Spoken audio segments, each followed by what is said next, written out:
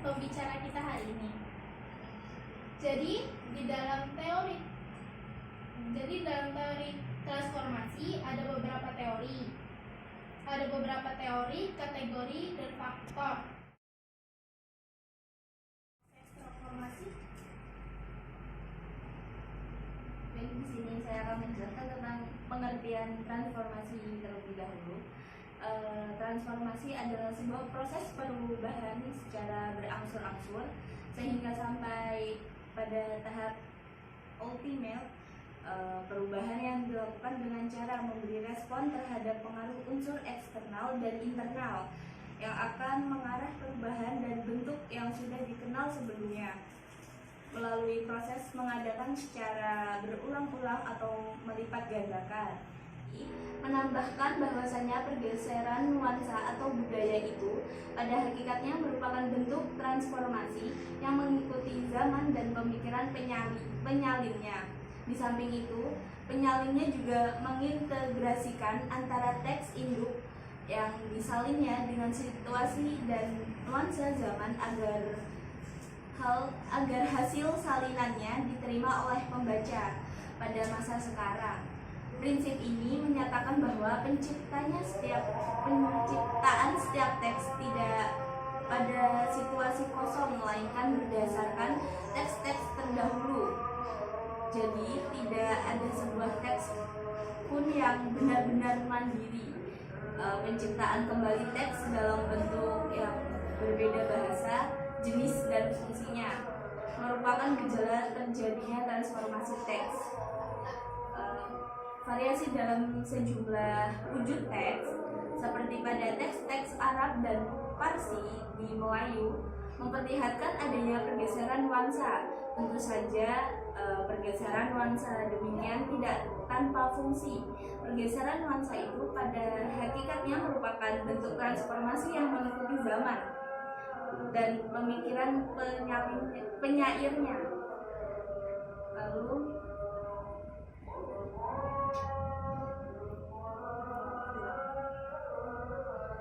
di samping itu penyairnya juga mengintegrasikan antara teks induk yang disalinnya dengan situasi dan nuansa zaman agar hasil salinannya diterima oleh pembaca pada masa itu.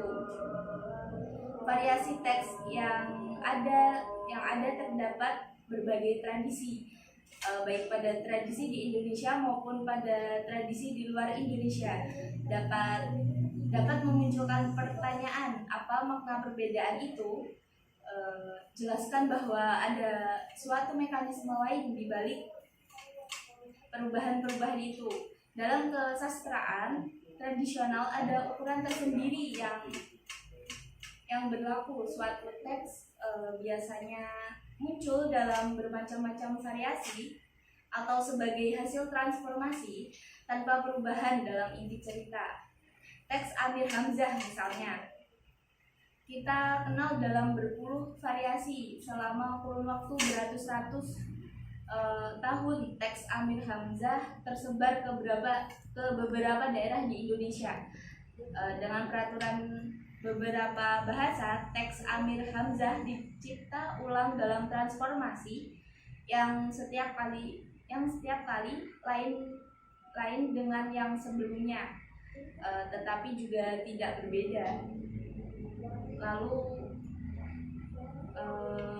jelas bahwa dalam transformasi ini pengarang mempunyai peran kunci, karena transmisi dan suatu bahasa ke bahasa lain atau dari bentuk ke bentuk yang lain harus disertai dengan adaptasi dan integrasi dalam budaya yang bersangkutan. Lalu dialah yang mengenal publiknya. Untuk publik itulah ia menulis dan mengarang. Apabila masyarakat berubah, dia pun akan mengubah karyanya sesuai dengan apa yang dapat diterima oleh mereka. Dalam usaha melestarikan milik budaya dan bentuk sastra, penyalin menjadi jembatan antara pengarang masa lalu dengan pembaca masa kini. Lalu demikian pula dengan pengungkapan kembali dalam bentuk baru, terjadilah suatu pelestarian alami. Itu menurut Istanti tahun 2010. Lalu kemudian di sini ada kategori teori transformasi. Lascaux 1980 yang dikutip oleh Sembiring 2006 memberi kategori transformasi sebagai berikut. Yang pertama, transformasi bersifat tipologikal atau geometri. Maksudnya bentuk geometri yang berubah dengan komponen pembentukan dan fungsi ruang yang sama. Yang kedua, transformasi bersifat gramatikal hiasan atau ornamental. Maksudnya dilakukan dengan menggeser, memutar, mencerminkan, menjungkir balikan, melipat, dan lain sebagainya.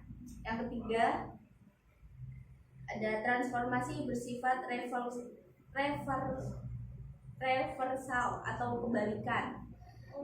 Maksudnya pembalikan cerita pada figur objek yang akan ditransformasikan, di mana citra objek dirubah menjadi citra sebaliknya. Dan yang terakhir yaitu transformasi bersifat distortion atau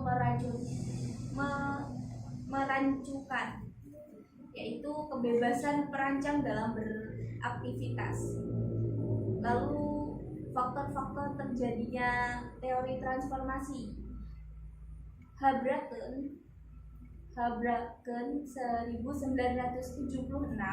yang dikutip oleh Pakilaran pada tahun 2006 dan diakses pada tanggal 11 November 2013 menguraikan faktor-faktor yang menyebabkan terjadinya transformasi, yaitu sebagai berikut. Yang pertama, kebutuhan identitas diri. Pada dasarnya orang ingin dikenal dan ingin memperkenalkan diri terhadap lingkungan. Yang kedua, perubahan gaya hidup atau lifestyle, yaitu perubahan struktur dalam masyarakat, pengaruh kontak dengan budaya lain, dan munculnya penemuan-penemuan baru mengenai manusia dan lingkungannya. Yang terakhir yaitu pengaruh teknologi. Baru, timbulnya perasaan ikut mode, yaitu di mana bagian yang masih dapat dipakai secara teknis atau belum mencapai umur teknis dipaksa untuk diganti demi mengikuti mode.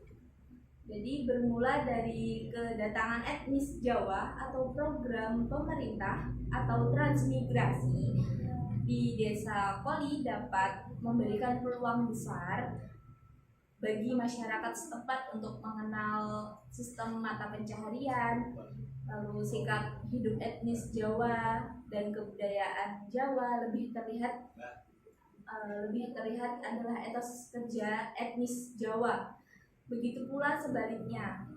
Melihat kenyataan seperti itu, tentu perubahan mereka merupakan sebuah kepastian antara kedua etnis. Dalam hal transformasi etos kerja tentu akan dipengaruhi oleh faktor lain eksternal dan internal. Lalu ada proses transformasi sama dari Habraken pada tahun 1976 yang dikutip oleh Pakilaran tahun 2026 dan diakses pada tanggal 11 November 2013 menguraikan proses transformasi, yaitu sebagai berikut. Yang pertama, perubahan yang terjadi secara perlahan-lahan atau sedikit demi sedikit. Yang kedua, tidak dapat diduga kapan dimulainya dan sampai kapan proses itu akan terjadi. Itu akan berakhir tergantung pada faktor yang mempengaruhinya. Yang ketiga itu komprehensif dan kesinambungan, dan yang terakhir yaitu perubahan yang terjadi mempunyai keterkaitan erat dengan emosional atau sistem nilai yang ada dalam masyarakat. Proses transformasi mengandung dimensi waktu dan perubahan sosial budaya. Masyarakat yang menempati yang masyarakat yang menempati yang muncul melalui proses yang panjang yang selalu terkait dengan aktivitas-aktivitas yang terjadi pada saat itu. Telah dijelaskan sebelumnya bahwa transformasi tidak dapat diduga kapan dimulai dan kapan akan berakhir. Begitu pula dengan transformasi etos kerja yang notabene-nya dikaji pada ruang yang satu dan pada waktu yang panjang. Pada pengertian transmigrasi jelas bahwa transmigrasi memiliki kebebasan pilihan untuk menentukan pilihan lingkungan barunya. Lalu dapat dijelaskan lagi bahwa transformasi adalah suatu perubahan dari satu kondisi atau bentuk awal ke kondisi yang lain atau bentuk akhir, dan dapat terjadi secara terus-menerus atau berulang kali yang dipengaruhi oleh dimensi waktu yang dapat terjadi secara cepat ataupun lambat, tapi tidak berhubungan dengan perubahan fisik, tetapi juga menyangkut perubahan sosial budaya, ekonomi politik masyarakat, karena tidak dapat lepas dari proses perubahan baik lingkungan atau fisik maupun manusia atau non fisik. Mungkin itu saja. Baik, di dalam teori transformasi juga ada teori gagasan dan ciri-ciri. Untuk Mas Cahyo, bisa dijelaskan teori gagasan dan ciri-ciri dari teori transformasi? Yang pertama adalah teori dan gagasan Chomsky yang didasarkan pada beberapa asumsi. Berkenalan dengan aliran linguistik transformasi, seorang Abraham Noah Chomsky tidak bisa dilupakan karena linguis inilah pelopornya. Chomsky dipandang sebagai seseorang revolusioner dalam bidang linguistik. Pandangan-pandangan linguis ini terlihat dalam artikel yang berjudul Syntactic Structure pada tahun 1997 dan Aspect of the Theories of Syntax pada tahun 1965. Teori dan gagasan Chomsky didasarkan pada beberapa asumsi dan hipotesis tentang bahasa sebagai satu gejala alam dan manusiawi. Beberapa asumsi yang mengaji linguistik transformasional ini adalah seperti berikut. Yang pertama, bahasa merupakan satu produk kebudayaan yang kreatif manusiawi. Dengan jumlah bunyi dan kaidah yang terbatas, seorang penutur suatu bahasa dapat menghasilkan kalimat yang tidak terbatas jumlahnya dan dapat dipahami oleh lawan bicara meskipun ia belum pernah mendengarkan kalimat itu sebelumnya. Yang kedua, bahasa bukan merupakan rekaman tingkah laku berupa bunyi yang dapat didengar. Bahasa bukan merupakan tingkah laku verbal. Bahasa merupakan proses mentalistik yang dimanifestasikan dalam bentuk ekspresi, lisan, dan tulis. Yang ketiga, bahasa merupakan suatu proses kreatif dan produktif. Yang keempat, formulasi matematika dapat digunakan untuk membangun rumus atau kaidah sistem bahasa yang produktif. Dan yang kelima, analisis bahasa tidak dapat ditemukan dari hakikat bahasa yang utuh, yakni bunyi dan makna. Dan jadi analisis makna harus ditegaskan kedudukannya karena ikut berperan secara nyata dalam proses bahasa. Selanjutnya adalah ciri-ciri aliran transformasional. Ciri-ciri aliran transformasional yang dikemukakan oleh Suparno tahun 2003 secara lengkapnya adalah sebagai berikut.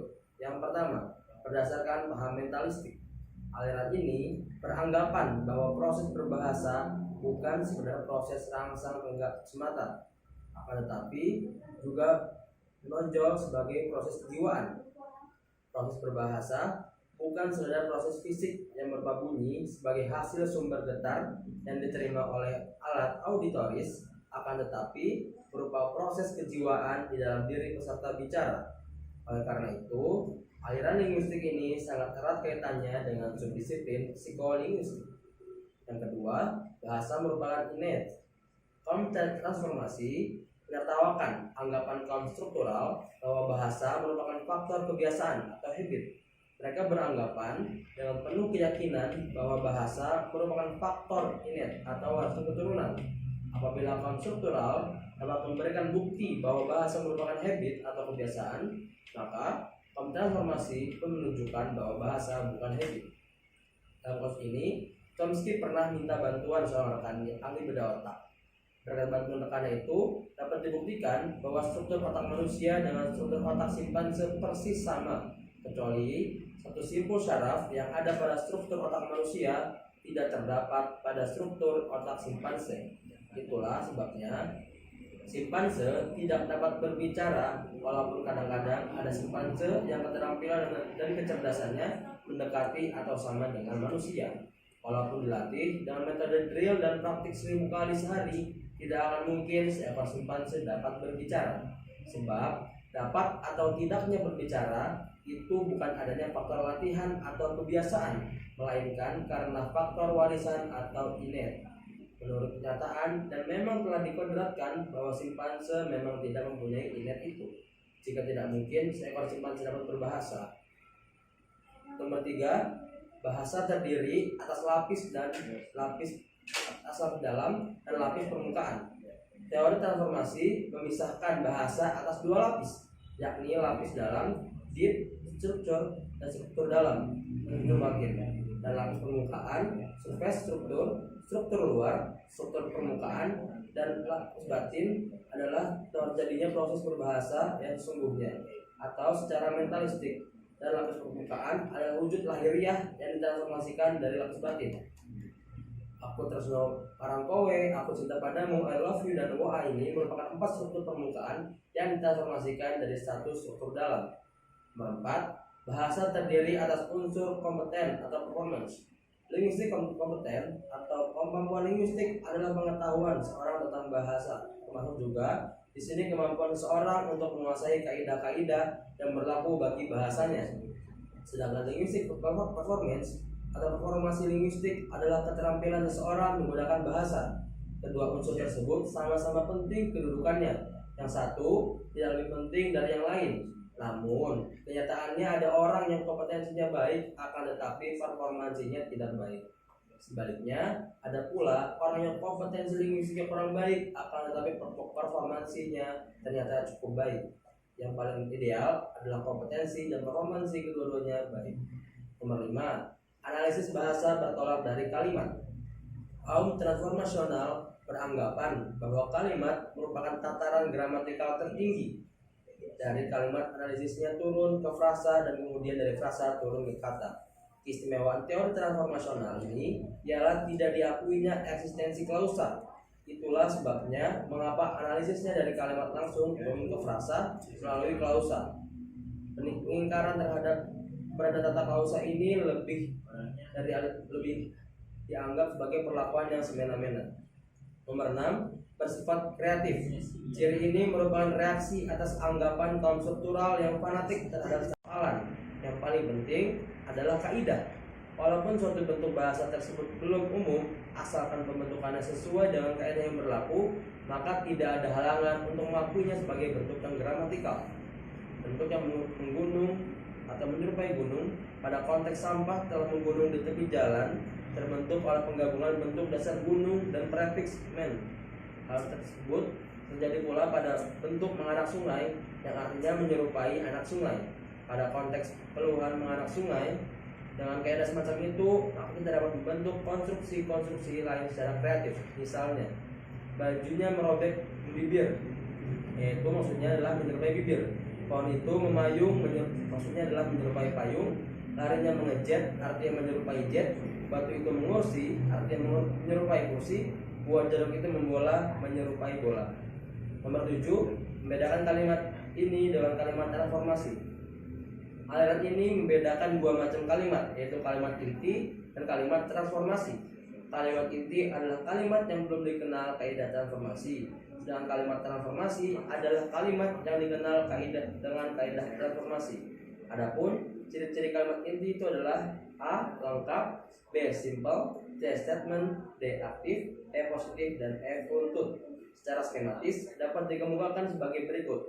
Analisis diwujudkan dalam bentuk rumus dan diagram pohon di dalam buku tata bahasa dan buku pelajaran bahasa Indonesia. Kalimat inti diartikan sebagai kalimat yang terdiri atas 2 kata, misalnya KB plus KK dan KB plus KB, KB plus KS, KB plus KBIL.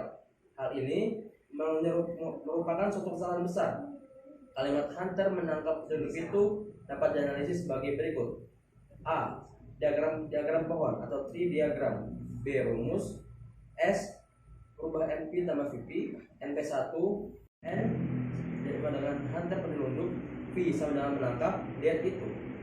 8. Gramatikanya bersifat generatif.